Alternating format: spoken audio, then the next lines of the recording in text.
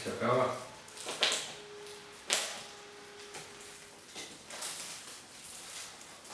Sí, ya se deja.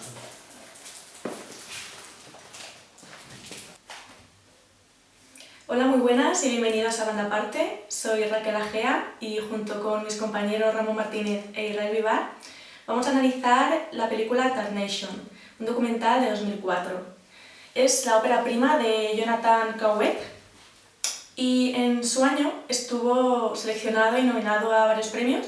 Estuvo en el Festival de Gijón, por ejemplo, en España, y también obtuvo nominaciones importantes como en los Independent Spirit y en el Círculo de la Crítica de Nueva York.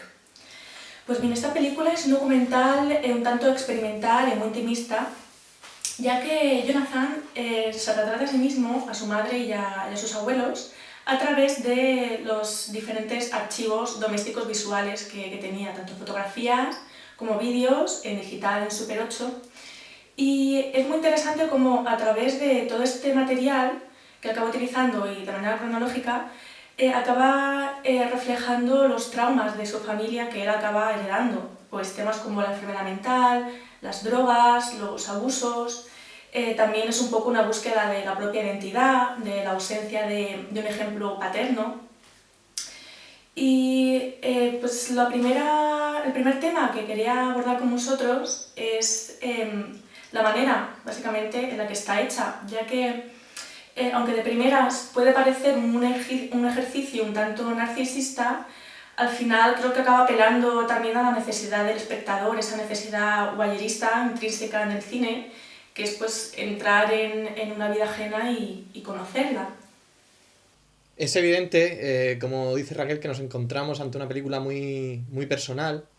Y yo una de las preguntas que me hago al verla es en qué momento él es consciente de que está haciendo una película. Porque al inicio las primeras imágenes son imágenes bastante puras, ¿no? Digamos que él mismo rodaba por puro placer, ¿no?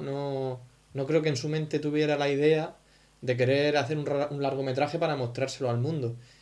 Y me parece curioso que debe de haber un punto de inflexión en el que, no sé si por idea de un tercero o por iniciativa propia, decide convertir todo ese material que había ido grabando a lo largo de su juventud en un largometraje.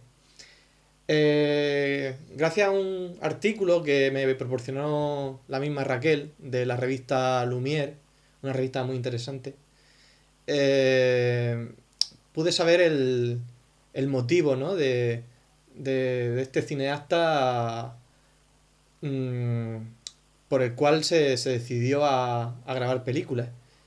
Y dice lo siguiente, cito textualmente: yo no hago estas películas para entretener a la gente, no las hago para convertirme en alguien famoso, no me gusta hablar con la prensa, no me gusta nada de todo eso.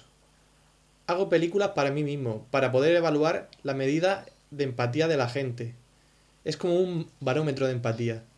A veces me pregunto dónde estará la capacidad de empatía en el futuro, a qué nivel.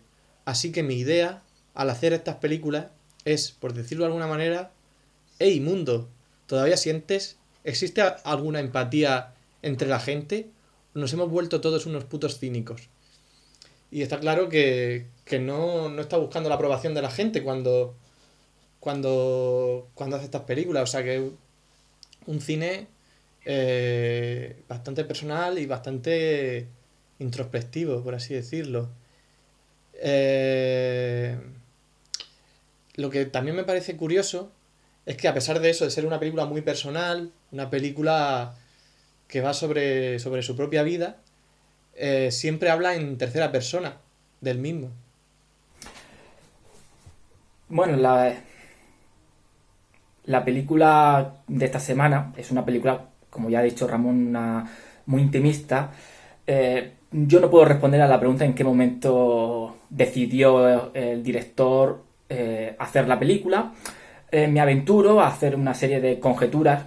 No parece que los primeros vídeos fueran vídeos pensados originalmente para construir un gran documental sobre la vida, sino que es una proyección posterior, ya en la adultez. Lo que sí me transmite el film es un viaje retrospectivo hacia toda la infancia, vida de este director, que como dice Ramón, lo transmite en tercera persona. Puede ser que con esa tercera persona lo que busque es establecer una lejanía entre el yo objetivo, el yo que controla la cámara, que controla el objetivo de la cámara, y él, el que está delante de la cámara, manifestando así una brecha que el espectador tiene que ir rellenando emocionalmente conforme la va viendo, conforme va evolucionando o mientras observa los principales problemas y temáticas que presenta Cowell en su película.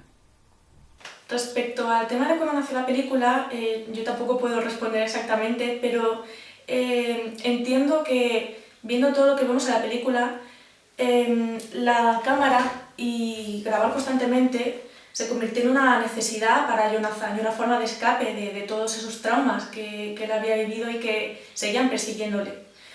Entonces, imagino que en algún momento acabaría viendo todo el archivo ingente que tenía de vídeos y la gran posibilidad que tenía para hacer algo con ellos. Además, aparte, la necesidad que él tendría finalmente de poder materializar todo eso para poder exorcizar todos esos demonios y poder asimilar y aceptar lo que le ha tocado en su familia, ¿no? También me parece muy interesante pues cómo esta película, tratando a una familia en concreto, pues al final nos muestran temas genéricos y universales. Y además también me parece muy interesante porque también vemos diferentes épocas retratadas, desde los abuelos cuando eran jóvenes y tuvieron a la madre de Jonathan. Me parece muy interesante cómo esa época está retratada, por ejemplo, en los electroshocks, el tratamiento de electroshocks que le dieron a su madre y que al final, pues, digamos que acabaron con su vida, esos tratamientos continuados. Y me parece muy interesante porque los años 60, más o menos, eran realmente populares para tratar muchas enfermedades mentales de muchos tipos. También pues, cuando Jonathan es adolescente y preadolescente, es muy interesante cómo retrata también la época que vivió, el New Wave, el punk, los locales a donde iba, esa estética, las películas que también le marcaron y que también utiliza para la película, igual que muchas canciones. Entonces, en ese sentido, me parece una película muy enriquecedora. Raquel mencionaba a la madre de Jonathan, a René, y es interesante ver cómo ciertos aspectos de la vida de René, que nos preguntamos constantemente al ver el documental, no quedan resueltos. O sea, en ese sentido, la película tiene algo de misterio y lo deja. Como por ejemplo su enfermedad mental. No sabemos realmente si es una enfermedad mental o si está provocada por los electroshocks que mencionaba Raquel anteriormente, o si ha sido maltratada por sus padres y es lo que le ha provocado ese estado mental, o si el estado mental ha influido a la hora de hablar de ese maltrato que tal vez sea inexistente, porque en ningún momento se llega a aclarar, a pesar de que Jonathan insiste mucho, pregunta tanto a su madre como a su abuelo, el padre de René, y nunca lo aclaran. Es una duda que nos queda sin resolver y que me parece que entronca muy bien con lo que es la vida en general, porque hay cosas que nosotros mismos no podemos resolver nunca. Y eso me gusta. También he de decir que aparte de las dudas, también se muestra el miedo.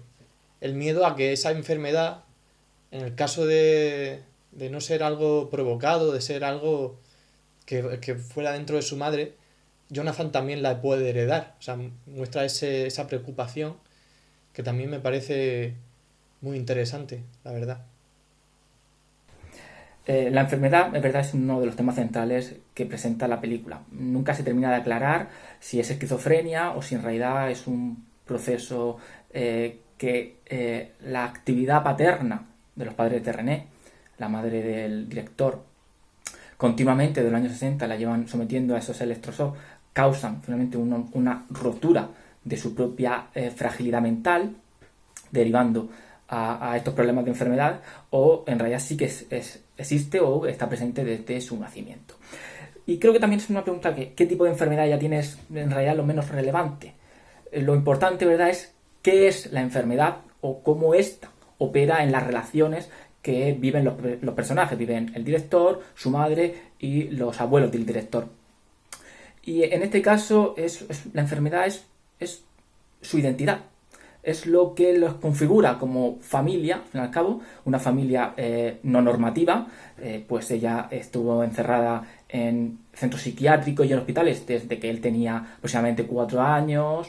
Estuvo en varias casas de acogida hasta que sus abuelos pudieron acceder a la custodia y por lo tanto educarlo. Así que lo que estamos viendo es la propia identidad de Joanna Dunckaewet.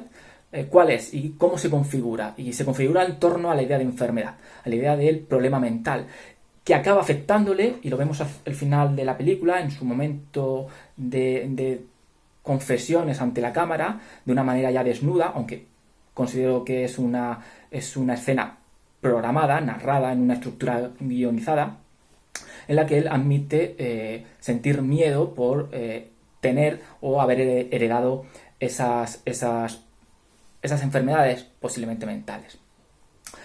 Y lo que creo que es relevante aquí transmitir es que la enfermedad no se presenta desde una perspectiva paternalista, característica de cierto tipo de cine capacista que muchas veces utiliza un lenguaje de corte heroico o de valentía para hacer referencia a la gente que tiene deficiencias o capacidades diferentes o no normales. En este caso la película creo que sin intentar hacer una defensa de los enfermos mentales tampoco los presenta como héroes o como anormales, o gente diferente. Yo ahora quería desmarcarme un poco de lo clínico, de esa enfermedad, y me gustaría hablar de la forma de la película. De esa forma de videodiario que me recuerda mucho al cine de Jonas Mekas, esas home movies. Pero claro, es algo más, porque es una película en forma de collage, una película que combina diarios, imágenes de la misma persona, con imágenes de archivo, ¿no? De otras películas, fotografías, y lo hace todo con un toque onírico. Y todo esto me recuerda mucho también a David Lynch.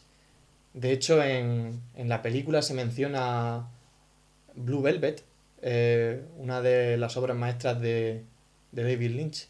También me parece muy curioso el estilo amateur de la película, donde se utiliza mucho la música extradigética, ¿no? Como un montaje casi familiar. Y esos rótulos que, a pesar de ser una película producida por Gus Van Sant, dan el aspecto de película casera, ¿no? De una película hecha al estilo de los vídeos de YouTube que podemos encontrar hoy día. Exacto, coincido con el análisis que acaba de hacer mi compañero Ramón. La atmósfera onírica está presente en la película desde el principio. Es un sueño en el que despierta. Bueno, al principio vemos a su madre, imágenes de su madre, que luego él manifiesta que es un sueño que acaba de tener.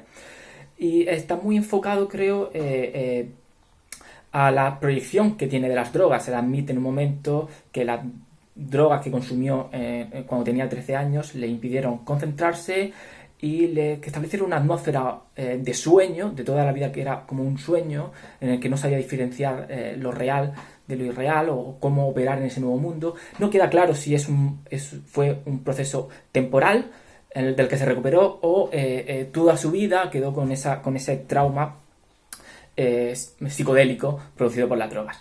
Independientemente de ese tema, la película creo que sí que nos permite ver esa atmósfera de sueño en el que lo que es real y lo que no lo es no se termina de aclarar en muchos momentos.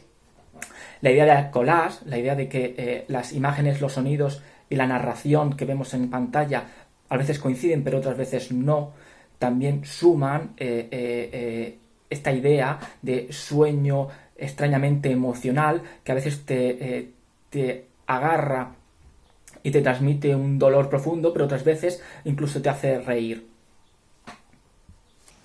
En un momento de la película, René le dice a Jonathan: los padres enfermos engendran hijos enfermos.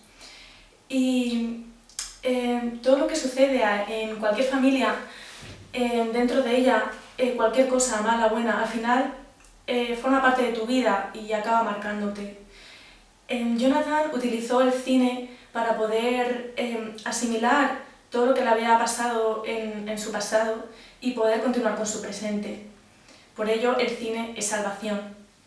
Si queréis saber más sobre la película, os dejamos un link abajo en la descripción. Nos vemos, hasta el próximo programa.